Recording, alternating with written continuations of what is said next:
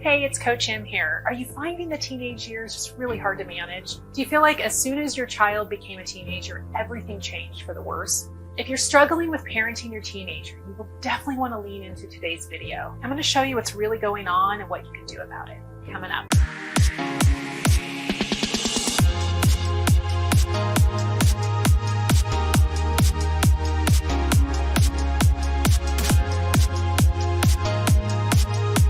If you could do me a huge favor and hit that subscribe button for me, that would be great. I'm on a mission to get these powerful tools and strategies on this channel into as many parents' hands as possible. Thank you. I'm going to forewarn you that today's video is going to get a little deep.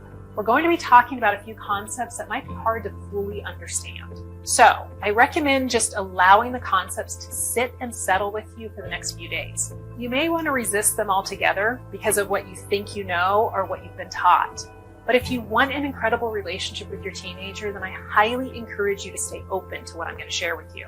I have a feeling that if you're watching this video, then you're willing to shift and enhance your parenting skills to a level that not only makes your life so much easier, but also gives your teenager the skills that they need to have an amazing, successful life. I do recommend re-watching this video as many times as you need to fully absorb the concepts that I'm going to share with you. There's also an exercise later in the video that I'll walk you through, and I recommend going over the exercise as many times as you like using different scenarios with your teenager. Okay, let's get started.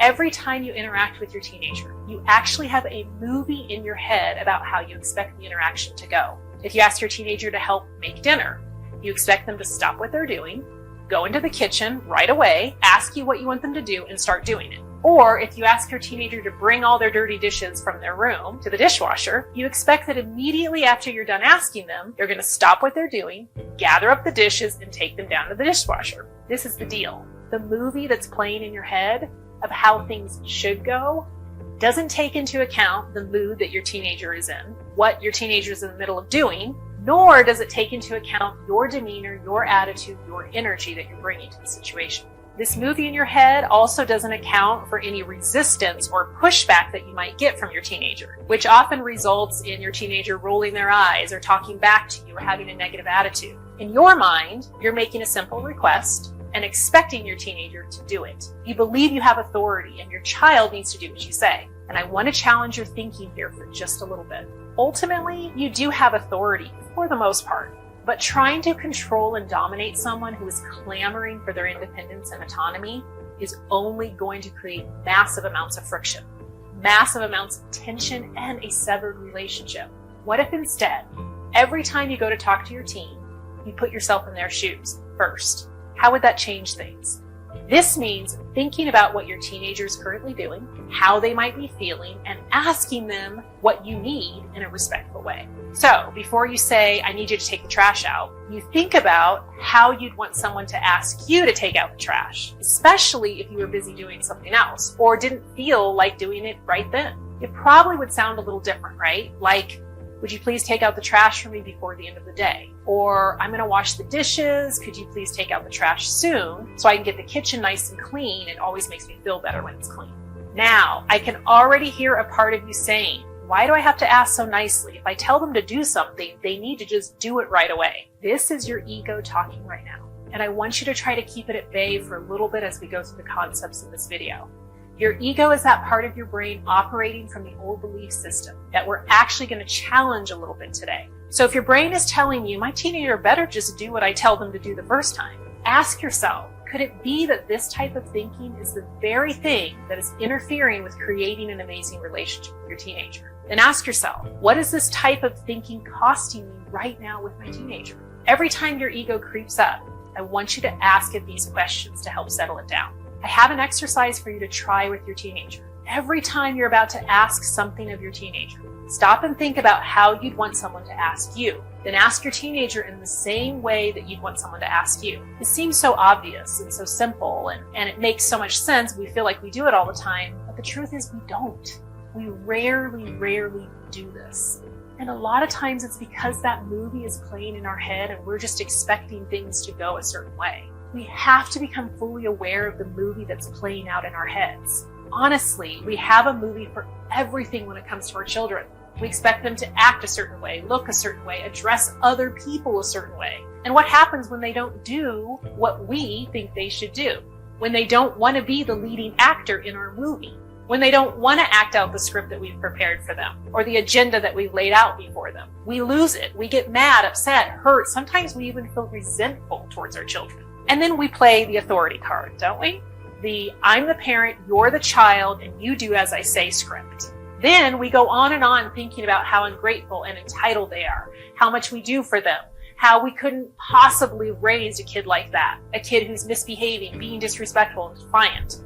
But we have to ask ourselves, does our movie, this script that we've created, honor who our child really is? Does it help our child move closer to their authentic true self? Or is it really an attempt to make us feel better, to make us look like a better parent, to make us feel like we're doing the so-called right thing in the eyes of other people? When you get triggered, you start to feel those intense emotions because of something that your teenager did, I want you to ask yourself, did my teenager really make me feel these emotions? The truth about emotions is that they are created by our thoughts and our beliefs, and no one can make us feel anything. We feel the emotions we do based on the beliefs about ourselves. This is one of those tougher concepts, but bear with me for just a moment as we go a little further. Every emotion you feel is a direct result of the beliefs that you have. Let's say your daughter doesn't thank you for a birthday gift that you gave her, and you start to feel unappreciated, unloved, and sad. It's because of the thoughts that you're thinking.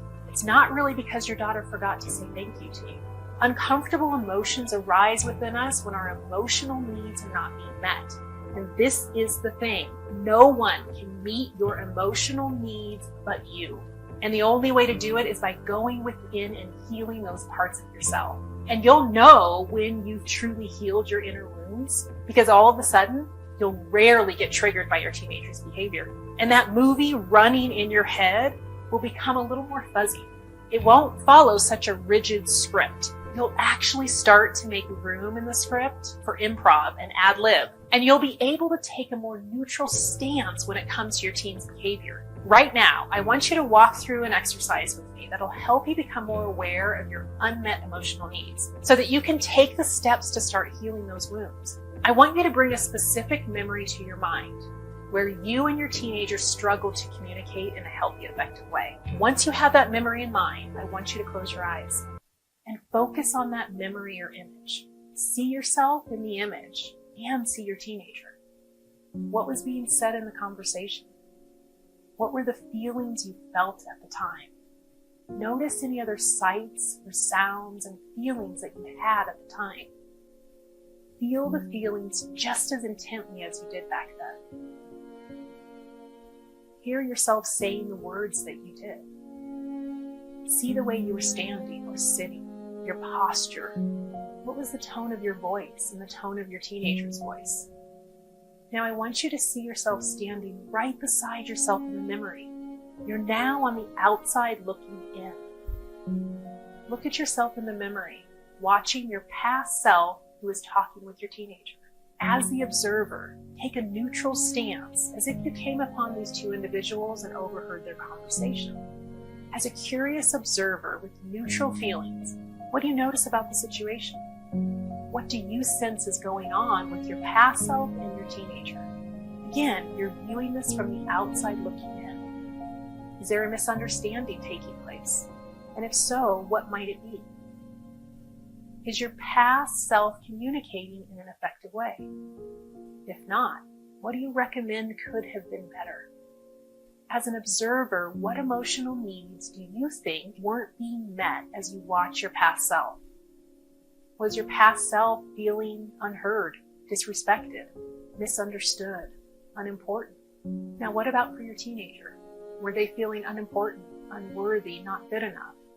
What do you think your teenager was thinking and feeling in the situation? If you were to offer constructive feedback as a bystander looking at the situation with no emotional tie to it, what feedback would you have for the parties involved? You can now open your eyes.